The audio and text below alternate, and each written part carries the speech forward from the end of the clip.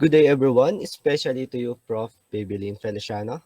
I am Gio Gaban, the Group 1 leader, and these are the members of Group 1. Hello, I'm Tisha Belvis. Hello, I'm Maria Erica Luis Hasme. Hello, I am Nadine Salvador. Hello, I'm Heron Jumaira. Hello, and I'm Jefferson Mondero.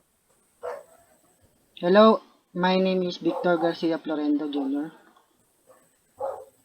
Hello, I'm Mark Jayanin Ulip. Yes, thank you.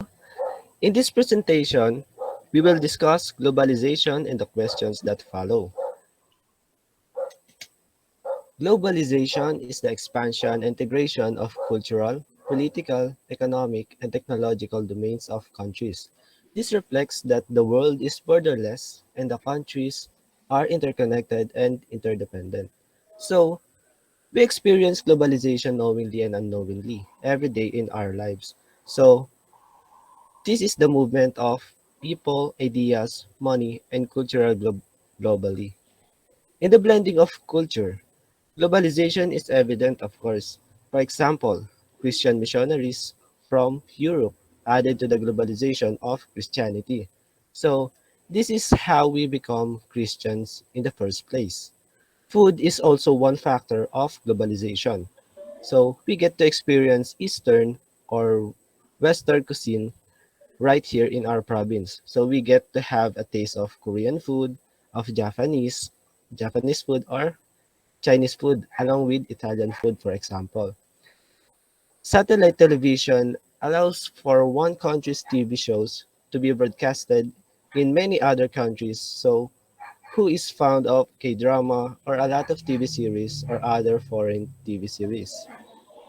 Globalization in terms of economics, we will realize that there is indeed globalization. So, for example, multinational corporations operate on a global scale with a satellite offices, and branches in numerous locations. So think of Jollibee, which is proudly Pinoy. But now, you can find Jollibee anywhere in the world. They have stores in the UK, in the Middle East, in the US, in China, and a lot more countries. Outsourcing can add to the economic development of a struggling country, bringing needed jobs. Some automobiles use parts from the other countries, like in a car being assembled in the United States with parts coming from the other country. Globalization in technology, of course, the internet is a major driver of globalization. Global news networks like CNN contribute to the spread of knowledge in a way that is made faster. So before we get to search for these informations in books, now we can get this information with just a few taps on our smartphones or a few clicks on our PC, laptops, using the internet, of course. And next, Globalization Bis, is nagre-record na linked ako to eh. massive Baka and malobat. rapid human change. The flow of people from rural to urban regions has quickened, and the rise of cities in developing countries, in particular, is connected to many people living in inadequate conditions. Family discord, as well as societal and domestic violence, are on the rise. So to elaborate the globalization more, globalization is simply the recognition that we have become increasing interdependent and connected worldwide. Our ideas, cultures, and economic trade are increasingly becoming global.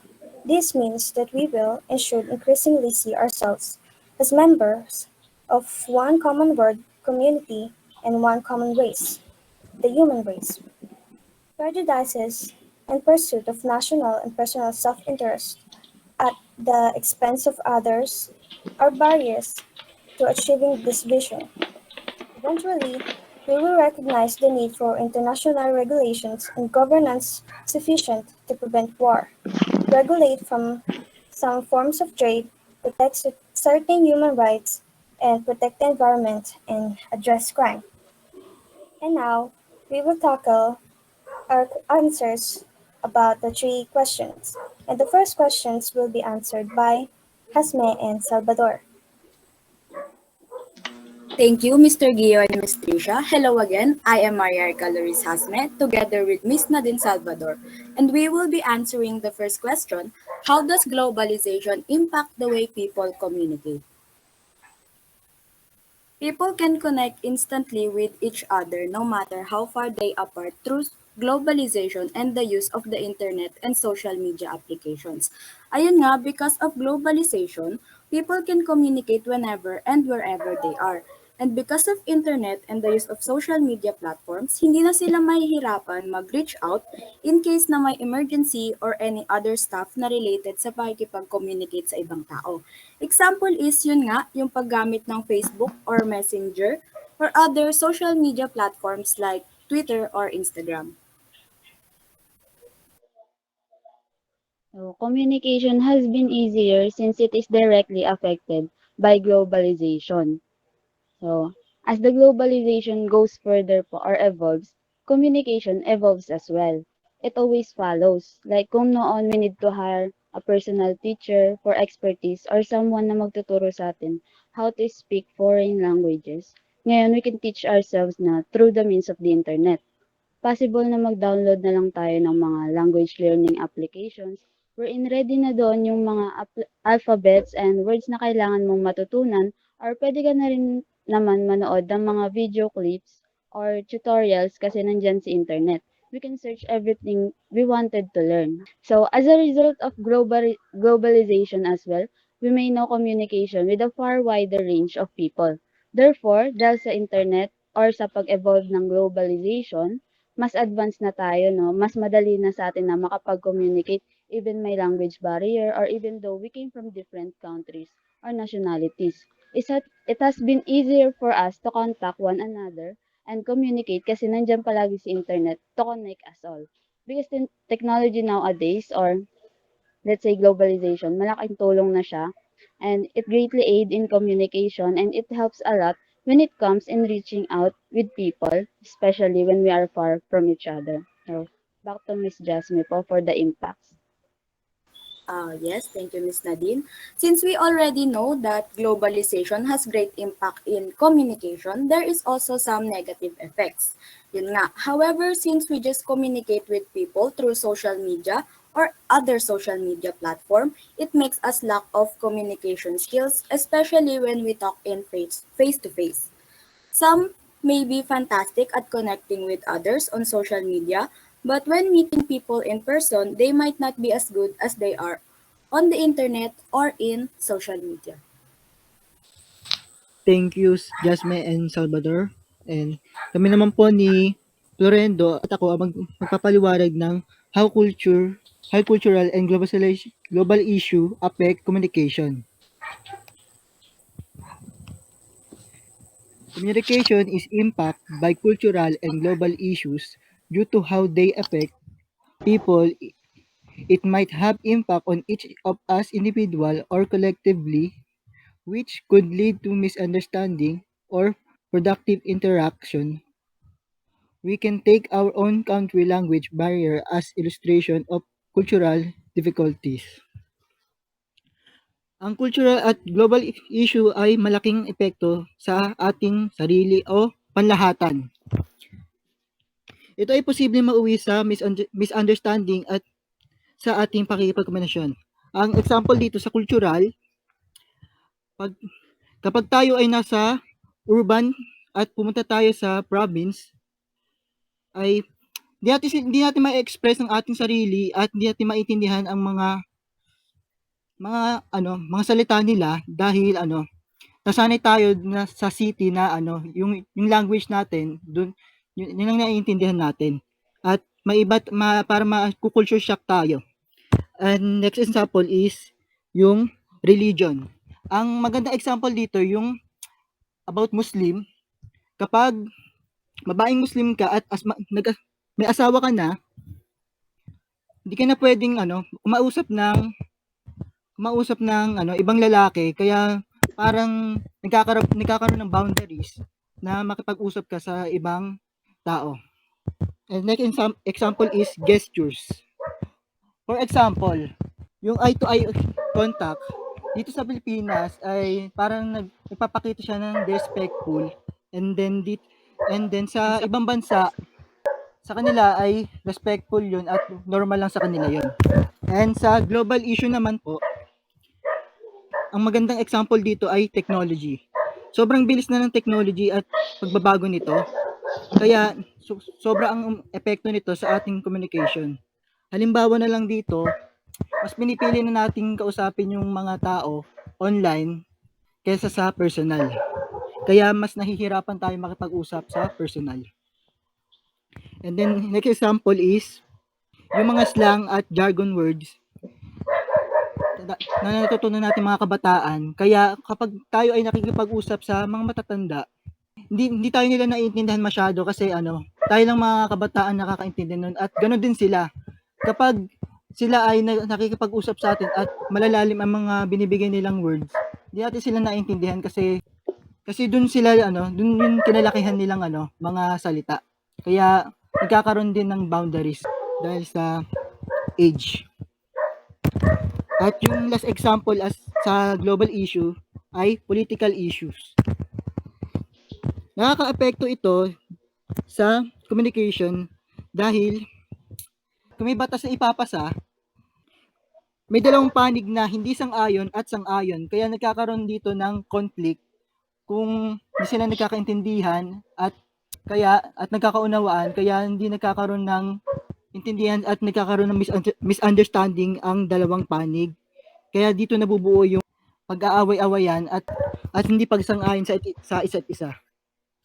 At si Florento naman ang susunod magpapaliwanag sa pangalawang part. This issue hinders people to communicate properly because of diversity.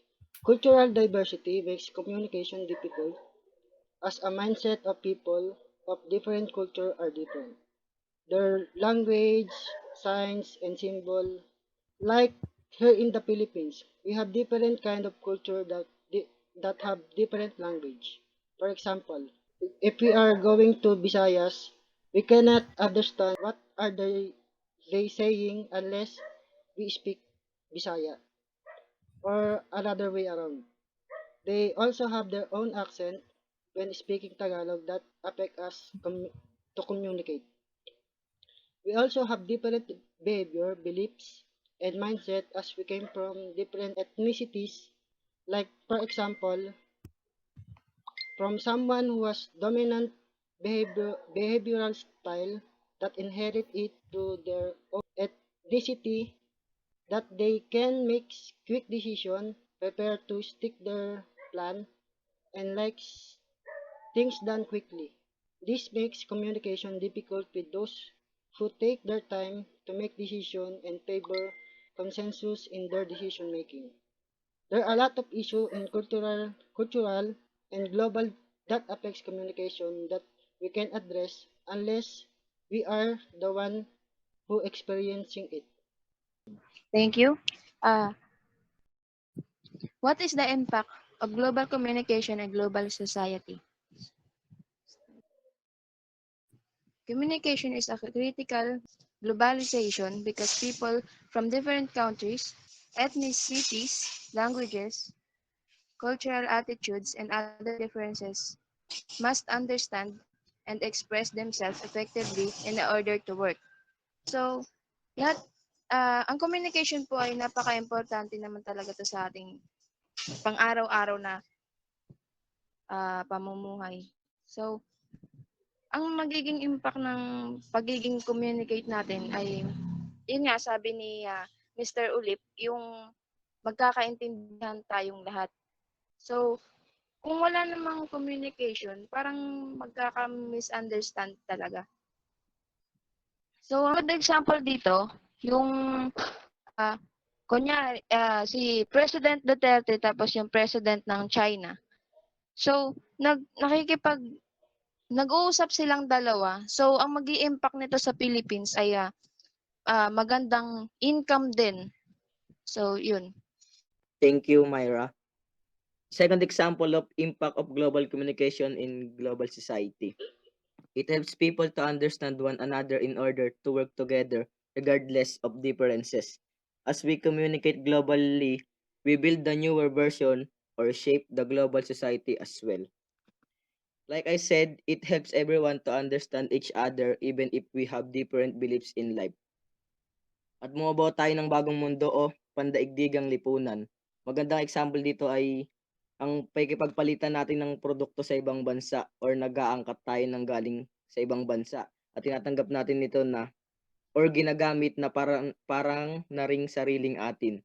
Isang example pa yung mga kababayan nating nakakapag-asawa ng taga-ibang bansa. Kahit na magkaibang lahi sila, nagmamahalan at nagkakaintindihan sila ng buong buo. So thank you again. We are the group 1 and that is our presentation for today. Thank you for the members of group 1. Again, I'm Guevan Gio. I'm Jisha Belvis. I'm Hasme Maria Erica Loris. I am Salvador Nadine. I'm Heron Jumaira. I'm Munder Jefferson. I'm Florendo Victor Jr. G. I'm Mark Daniel Ulip. And we are group 1.